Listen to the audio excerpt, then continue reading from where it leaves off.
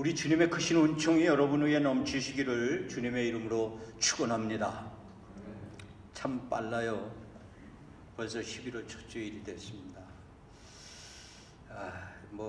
가을은 남자들의 계절이다 이런 얘기도 하지만 왠지 그냥 을씨년스럽고 옛날에 어른들이 하던 생각이 자꾸 떠올라서 나이 먹는 대로 세월이 그렇게 빨리 간다고, 뭐해서 둥둥대다가 지난 10달이 나가버렸는지 참 안타깝게 그지없음에도 불구하고 또 내일부터 뭘 어떻게 해야 하는지 사실 그렇게 확실하게 그려지지 않는 우리의 삶. 어쩌면 우리 한인들에게는 숨겨져 있는 한이 있어서 한의 민족이다 이런 얘기를 했고, 특별히 또 우리 이민 1세대들 다 감추어져 있는 한들이 서려 있습니다. 꼭 이거라고 꼬집어내어 말하기는 어려울지 몰라도 누구나에게 다 이민 1세들에게는 이민 1세만이 갖는 그 어떤 한이 있죠. 이 한 중에 하나가 저는 지난 시간에 말씀드린 우리가 품고 사는 약점이다 이렇게 말씀을 드린 겁니다. 누구나에게 다 약점이 있는데 특별히 우리가 하나님의 부름을 받은 택함을 입은 성도로서 그 약점 때문에 주저앉고 좌절하고 망설이거나 그 약점 때문에 할 일을 못한다고 하는 것은 바람직하지 않다. 오히려 그 약점을 하나님께 내어놓으면 하나님께서는 그 약점을 통해 때로는 기적도 이루시고 하나님의 뜻을 이루어가게 되는 것이다. 그러므로 우리들이 가지고 있는 약점, 그것 때문에 낭망하지 말자 이 말씀을 지난 시간에 말씀을 드리다가 이제 오늘은 우리는 그렇게 약한 건 사실입니다. 오늘 여기 본문에서 말하는 것처럼 우리를 질그릇에 비유하고 있으니까 우리 모두가 다 연약하다라고 말할 수밖에 없어요. 그런데 그 연약함 속에 하나님이 보배를 주었다. 사도 바울은 이렇게 말을 합니다. 그렇다면 이 보배라는 것, 여러분 벌써 건너뛰어서 그거 복음을 말하는 거다. 예수 그리스도를 말하는 거다. 이건 어떤 신학적 정리에서도 그보다 더한 정답은 없겠죠. 그러나 우리가 성경을 읽으면서 오늘 본문을 중심으로 조금 좁은 범위로 보자고 한다면 보배는 1절에 그러므로 우리가 이 직분을 받아 사랑하는 성도 여러분, 이 직분이 뭡니까? 새로운 성경에는 새 언약의 일꾼이다 이런 표현을 썼습니다마는 3장 8절에서는 이 직분을 영의 직분이라고 했고 9절에서는 의의 직분이라고 했고 5장 17절로 가면 화목해야 하는 화목의 직분이다. 그런가 하면 이것을 6장 4절에 가서는 하나님의 일꾼으로 표현을 하고 있습니다. 그러니까 이 보배라고 하는 것, 어쩌면 좁은 범위로는 사도 바울이 지금 감당하고 있는 그의 사도직이다 이렇게 볼 수도 있는 거고, 또 이 직분이라고 했으니 이 직분은 다시 말하면 오늘 우리들에게 감당하는 성도의 사명, 성도라고 하는 직분이다. 여러분들이 자처하기를 성도라고 했다면 여러분들에게는 다 하나님께서 성도라는 직분을 부여하신 거단 말이에요. 이 직분을 교회에서 말하는 무슨 집사니 권사니 장로니 목사니 그런 직분이 아니라 여러분들은 하나님 앞에 다 택함을 입은 한 사람 한 사람 하나님의 성도들이에요. 택한 백성들이란 말이에요. 그게 직분이다 이렇게. 더 나아가서는 4장 6절에서는 어두움에 비치는 빛이라 했습니다. 그 보배를 가리켜 사도 바울은 어둠에 비치는 빛이다. 여러분, 빛이라고 하면 여러분 당연한 거죠. 깜깜함에 대한 밝음이라고 말하겠죠. 그런가 하면은 이 표현은 어둠에 대한 빛이라는 표현은 절망이나 낭망이나 비관이나 이런 거에 대한 어떤 희망이나 또는 소망이나 또는 어떤 그런 낙관적인 어떤 가능성을 우리는 빛이라고 말할 수 있을 겁니다.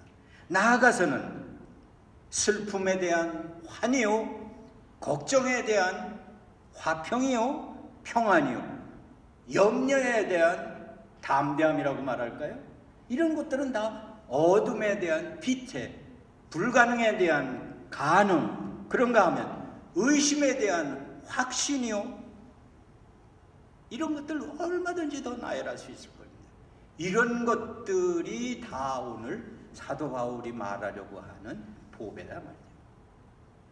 그러므로 저는 여러분들이 믿음으로 예수님을 모시고 사면 이미 앞에서 전제한 것처럼 두말할 것도 없이 예수님을 모시고 살면, 복음을 지니고 살면 그 사람은 성도의 삶을 살아가는 거, 그 성도들 안에는 바로 예수님이 계시기 때문에, 복음이 있기 때문에 그것을 보배다, 보물이다, 이렇게 표현을 한 거죠.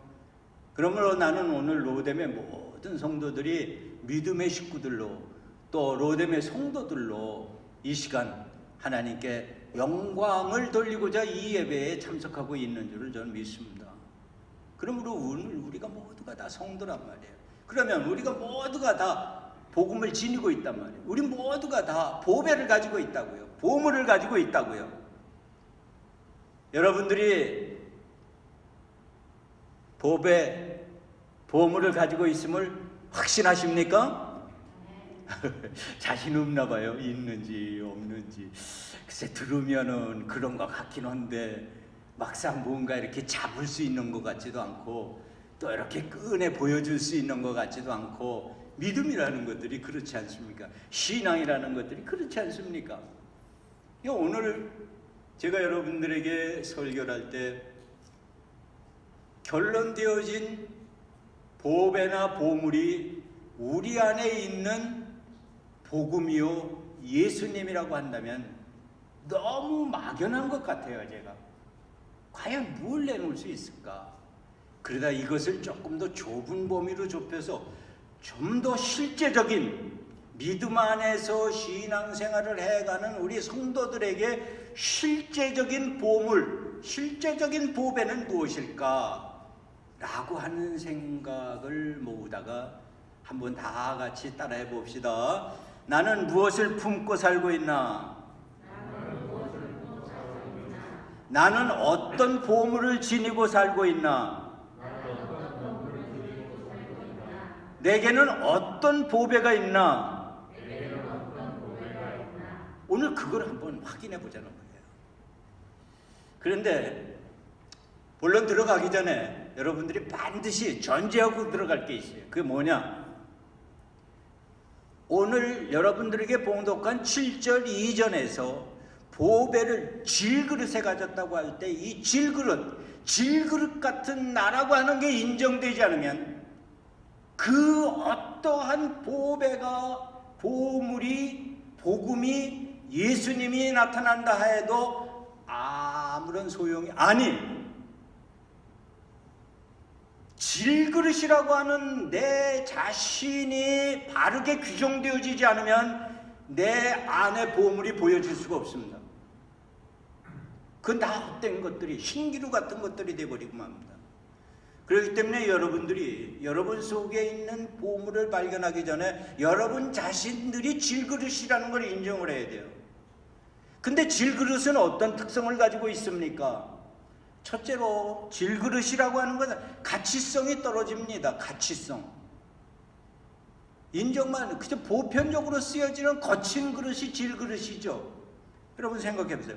금이나 은이나 노시나 이런 것들로 만들어진 그릇은 좀 어때요? 가치가 있고, 뭐 도자기 같은 것도 가치가 있고 하겠죠. 그러나 질그릇은 가치성이 떨어집니다.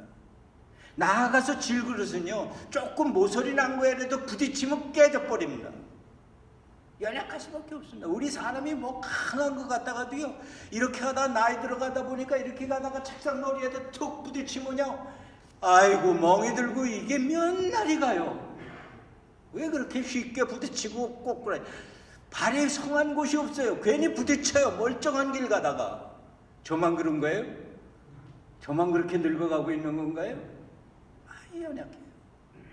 더 나아가서 우리는 가치성도 떨어지고 연약함도 떨어 특별하지 못해요. 그래서 사랑하는 성도 여러분, 그런데 우리 주변을 한번 보고 우리 자신도 거기 그 범주 안에 들어갈지 모르지만 재산이라든가 사회적 지위라든가 학식이라든가 뭐 그런 것들은 어떤 실력이라고도 말을 하죠. 이런 것들이 우리를 포장하고 있어서 굉장히 위대한 것처럼, 굉장히 강한 것처럼 드러내고 있다고. 그러나 저는 그것들이 얼마나 무가치한가. 아니, 그것들의 무가치성을 말하기보다도 더군다나 이 세상에서는 그렇게 포장하고 위장해가며 살도록 부추기고 있고, 그런 사람들이 세상에서 출세의 길을 가고 있다는 것이 더욱 분개하게 만드는 현실이 아니겠는가. 본래의 자기 모습을 잃어버리고 철저히 위장되고 포장된 삶을 살아가는 이들이 인정받는 세상, 참 불행한 거 아닐까. 너무 세상을 비관적으로 본다고 힐난하는 분이 계실지 모르지만 나보다 조금만 모자라면 따돌리고 무시하고, 나보다 조금만 나은 것 같으면 아부하고 철저히 눌러붙어서 무언가 하려고. 정말로 세상 너무 추한 세상이 돼버렸어요. 너무 힘들고 어려운 세상이 돼버렸어요. 그래서 우리는 이 연약함을 자꾸 덮어갈 수밖에 없어요. 이런 안타까운 세상을 살면서 여러분, 결코 하나님이 허락하신 그 보배, 그것을 나를 위장하고 나를 포장하는 데 사용될 수는 없는 겁니다. 우리 안에 있는 보물, 내 자신이 연약하고 쓸모없고 깨질 수밖에. 그래서 시편 기자는 103편에서 우리를 가리켜 진토라고 표현을 했습니다. 자기의 실상을 모르고 자기가 질그릇이라는 걸 모르고 살아가는 불행한 인생 되지 마시고, 우리 모두가 질그릇임을 인정합시다. 이거를 인정할 때 그 다음부터 풀어져 나가기 시작을 되는 겁니다. 왜?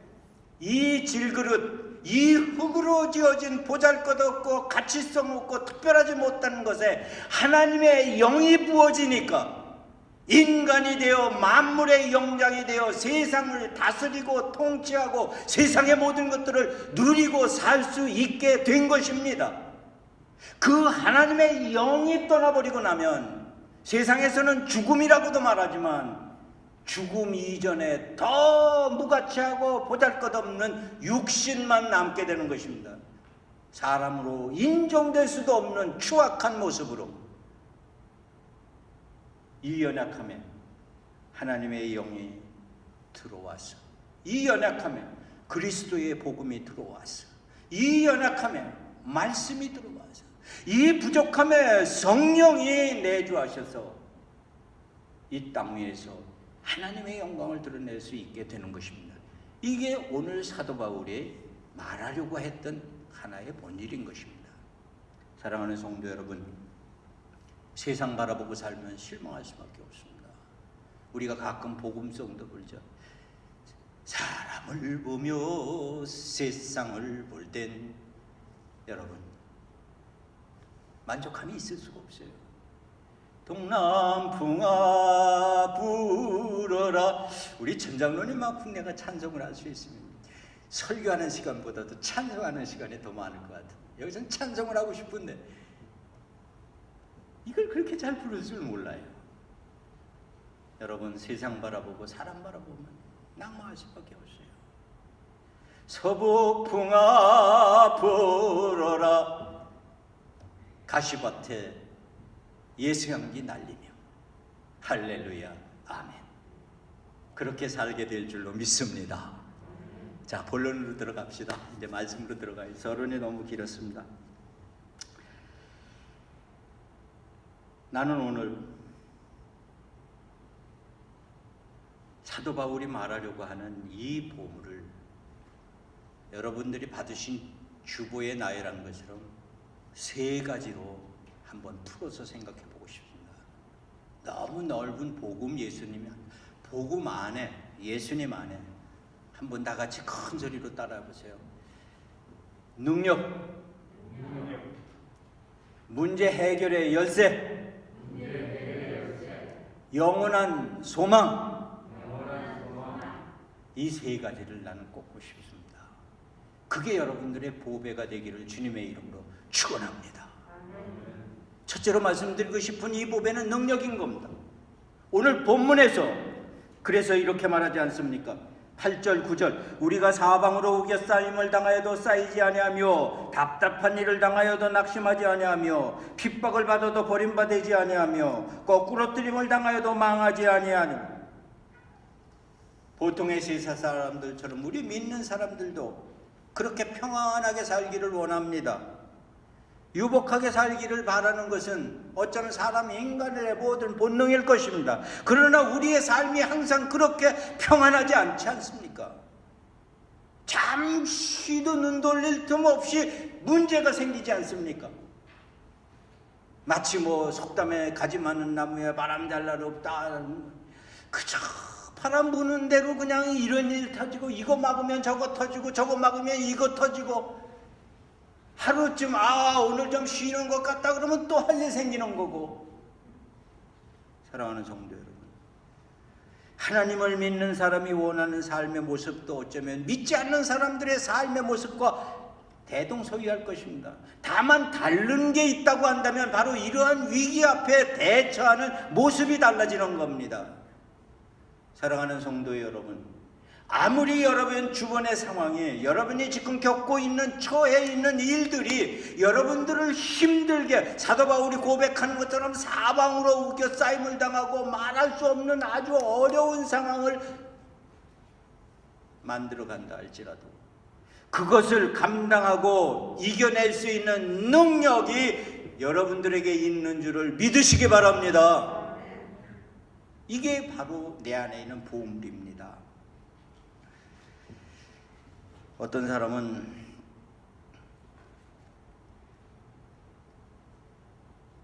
자기 스스로에게 자문자답해서라도 확인할 수 있겠지만 믿음이 있노라 하면서도 정작 이런 담대함은 잊어버리고 믿음이 있는 양 했다가 오는 시련 앞에서 넘어지고 마는 경우를 너무도 자주 봅니다.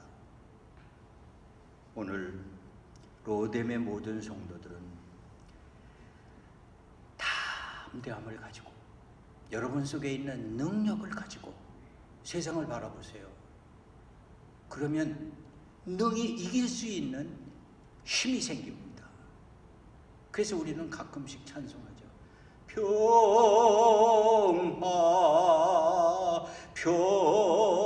평화로다. 어려운 환경 속에서 부를 수 있는 나의 마음의 평화. 이게 뭐냐? 능력인 겁니다. 이게. 여러분, 능력 그러면은요 아주 현실적인 문제 해결에 있어서 참 접목하기가 어려울 것 같죠. 그러나 그렇지 않습니다. 사도 바울이 빌립보 교인들에게 말한 내게 능력 주시는 자 안에서 능치 못할 일이 없다고 말하는 그 사도 바울의 능력이 뭡니까? 감당할 수 있는 거예요. 지금의 이 일을 감당할 수 있는 능력이에요. 지금 한 발짝 걸어 다닐 수 있는 능력을 말하는 겁니다. 이 능력을 마치 지금 우리에게 닥쳐있는 코로나를 이 문 박차고 나가서 오늘 목사님 설교 듣고 내게 능력이 있으니까 코로나 물러가라! 그런다고 없어지겠습니까? 그런 신앙 가져서는 안 되는 거죠. 그러나 오늘의 코로나를 마치 주님이 제자들을 세상 속으로 보내며 지혜롭고 능력 있게 감당하라는 것처럼 슬기롭고 지혜롭게 감당하여 이 위기를 벗어날 때 하나님께서는 더 큰 영광을 받으실 줄로 믿습니다. 저는 확신합니다. 여러분들에게는 오늘을 이길 수 있는 능력이 있어요. 그게 보물이란 말이에요. 그게 뭐 복음, 예수 믿어 다른 게 아닙니다. 확신하세요. 두 번째 보물은 바로 문제 해결의 열쇠입니다. 실제적인 겁니다. 문제 해결의 열쇠는 능력보다도 더 실제적인 것. 그러면 그것을 뭐라고 말하느냐? 10절에 우리가 항상 예수 죽인 것을 몸에 짊어지면 우리의 생명도 우리 몸에 나타나게 하려 함이라. 예수를 죽인 것 두말할 것도 없이 줄여 말한다면 십자가라 말할 겁니다.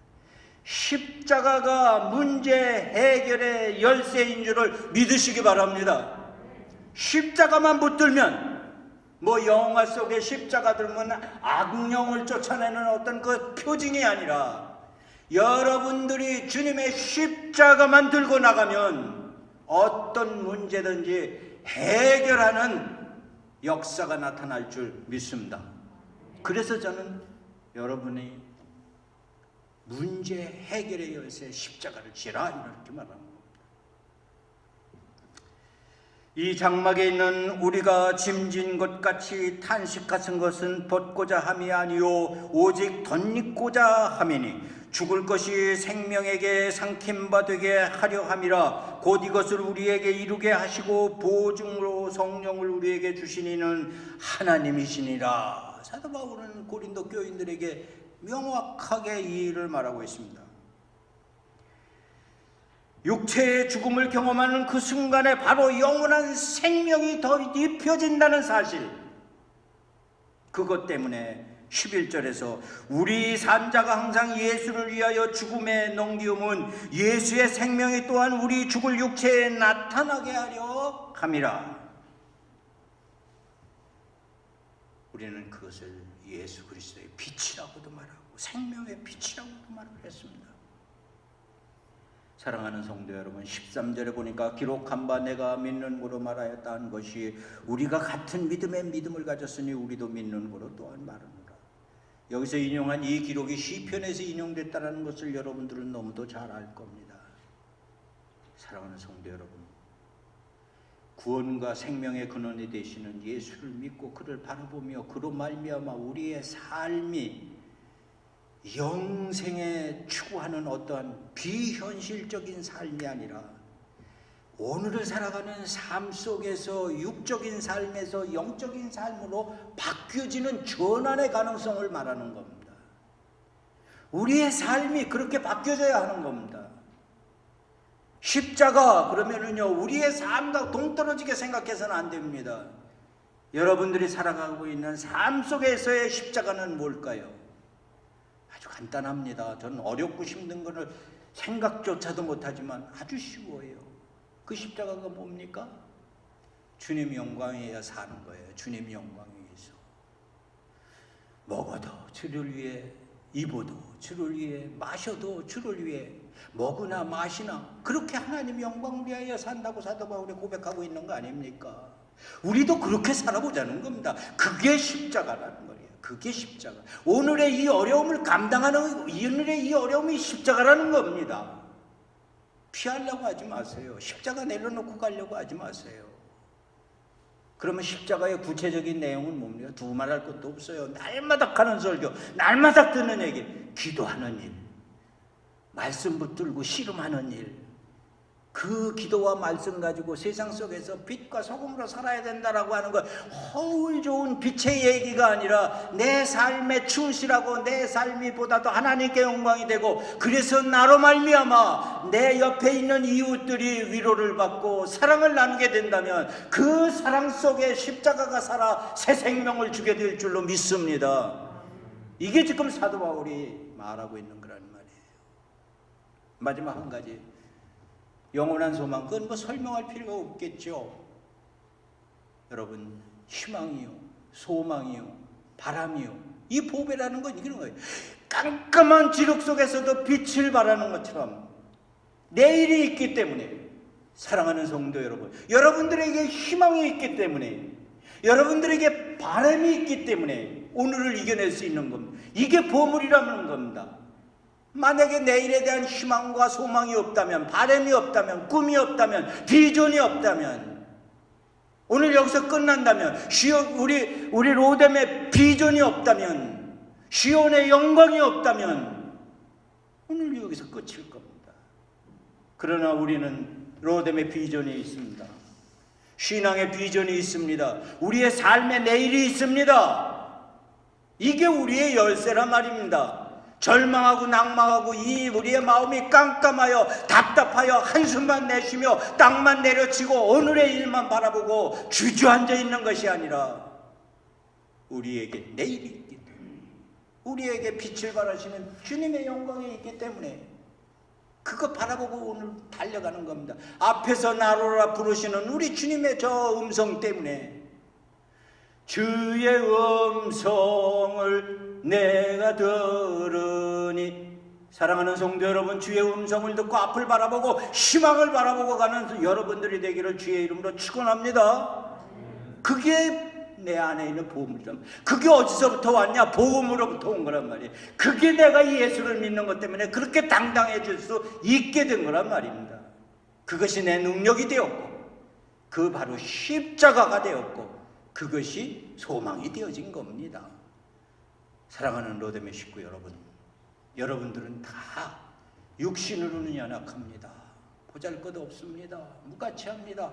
그럼에도 불구하고 하나님의 택함을 입어 하나님의 영이 여러분들에게 부어져서 여러분 속에 보물이 있으니, 보배가 있으니, 한 번 더 따라합시다. 내게 능력이 있다. 내가 십자가 지고 가리라. 내가 소망을 이루리라. 기도합시다. 하나님, 아무리 어렵고 아무리 짙은 밤이라도 동력에 해가 떠오르고 모든 것이 정리되는 소망을 잃지 않게 하여 주시고, 우리 로뎀의 모든 성도들이 간직한 보배를 가지고 이 세상을 이기게 하여 주시옵소서. 예수님의 이름으로 기도하옵나이다. 아멘.